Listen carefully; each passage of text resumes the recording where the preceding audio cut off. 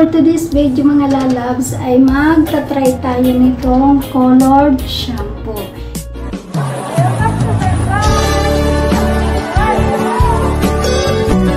Saan man sa daigdig, kagandahay pagsigawan.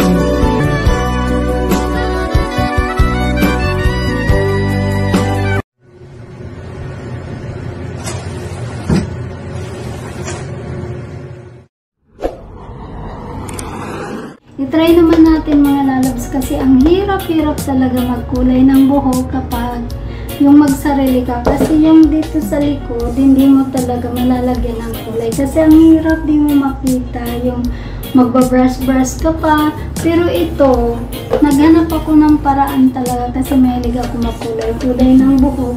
Naghanap ako ng yung mapapadali ba. Tapos, ang mahal magpapaparlor ka, tapos magpapakulay ka ng buhok, ang mahal. Yung magpakulay ka is $200 up. Depende pa yun sa kulay at depende. Bawa magpa-highlights ka, mas mahal yun. Kasi syempre mabusisi. Tapos, ito mga lalabs ay kagaya ko nagtitipid ako talaga.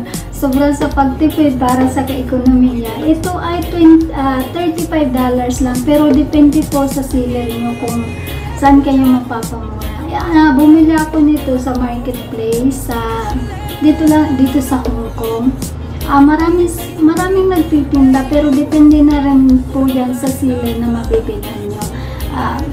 Iba-iba kasi ang presyo na nila. Tapos, ito siya mga lalabs, ganito siya kalaki. Alam mo, ang $35 mo, baka magamit mo ba itong mga 2 buwan? O samantala, saan naabot yung $35 natin, di ba? Pero pag bumili ka nito, halimbawa kung gusto mong maramihan, nagtitinda nito kung pupunta kasi kayo sa Shamshopo. Nakita ko to doon sa Indonesian store, is binibigay nila sa akin is 3 for 100. Pero pag isa lang daw is $40. Kaya nang hinayang ako sa $5. Nang hinayang ako lalab sa $5. Kaya saka isa lang naman talaga. Gusto ko lang i-try. Sabi ko, tinawaran ko sabi ko is 35 na lang. Ayaw nila ibigay. Pag naghanap na lang ako sa marketplace na mabilan ko nito. Yung iba is nagbibenta sila nito is $50. Siguro pang ilang kamay na rin sila, pang ilang seller na rin sila. Kaya syempre tutubo din sila kahit papano. Kaya syempre maintindihan rin naman natin yun. Pero kung wais ka din, makahanap ka ng yung direct talaga dun sa seller mo ay sa kaya makakamura ka. Kung halimbawa gusto mo magpadala sa Pinas, bumili ka na. Pwede mo ito i-apply ng tuyo yung buhok or basa yung buhok. I-massage lang daw muna ng 10 to 15 minutes and then iiwanan mo ng 20 to 25 minutes. Tapos saka mo balnawan. Nandito naman yung instruction nila mga lalabs. Kaya kung kagaya ko rin kayo na nagtitipid talaga tapos gusto nyong laging may kulay ang buhok nyo, try nyo din to mga lalabs. Wala naman mawawala. Mamaya ipapakita ko sa inyo after ko mag shampoo nitong coloring shampoo natin. Ipapakita ko ulit sa inyo kung ano ba talaga yung resulta, kung maganda ba siya or ano. Pero actually, ang ginagamit kong kulay is burgundy. Kasi maganda yung burgundy kapag naaarawan, talagang matingkad yung kulay niya. Pero dahil wala silang stock ng burgundy, is kinuha ko na lang yung dark brown. Okay lang naman yun kasi magpinsan din naman sila. Kaya okay lang naman din yun, magpinsan naman sila din. Yung dark brown ko na din ang kinuha.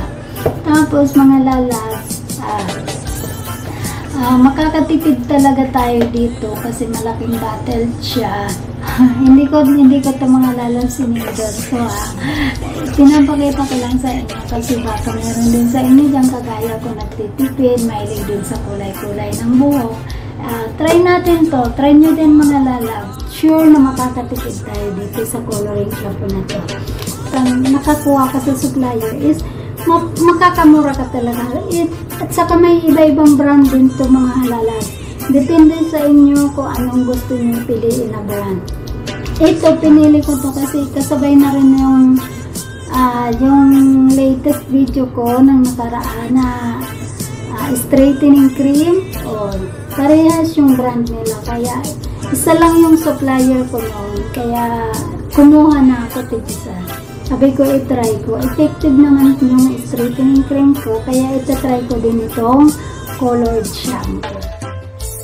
So, ito na nga mga lalabs yung result ng coloring shampoo natin. Kaya na lang humusga kung maganda ba or ano. Kung hindi pa po pala kayo mga lalabs na subscribe sa aking channel, please do subscribe naman po para updated kayo sa aking bagong video. Salamat! Bye-bye! God bless!